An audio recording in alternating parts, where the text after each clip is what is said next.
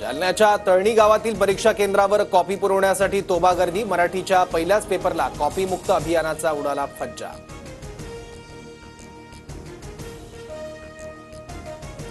महिलांना 50% आणि ज्येष्ठ नागरिकांच्या सवलतीमुळे एसटी तोट्यात। परिवहन मंत्री प्रताप सरनाईक यांची कबुली। महायुती सरकारच्या निर्णयावरच मंत्र्यांचं बोट।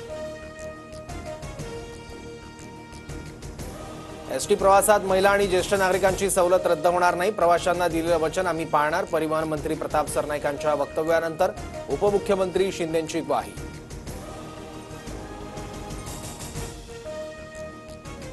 निवडणुकीआधी सरकारने केलेल्या जुमल्यांचा जाब विचारावा लागणार। मंत्री प्रताप सरनाईकांच्या वक्तव्यानंतर खासदार सुप्रिया सुळेंची सरकारवर टीका।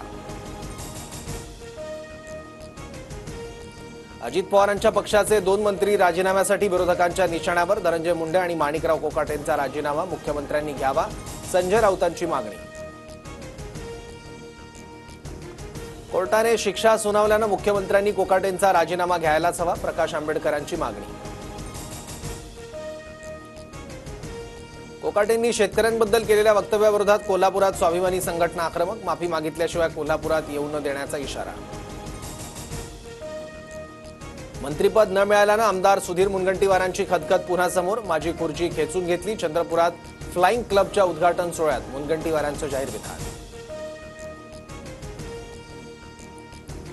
मनोज जरांगेंनी मस्साजोगमध्ये जाऊन घेतली देशमुख कुटुंबाची भेट। ग्रामस्थांसोबतही चर्चा। ग्रामस्थांची अन्नत्याग करण्याची घोषणा। सरकारची नाचक्की करणारी जरांगेंचा मंत्री धनंजय मुंडेंवरही निशाणा।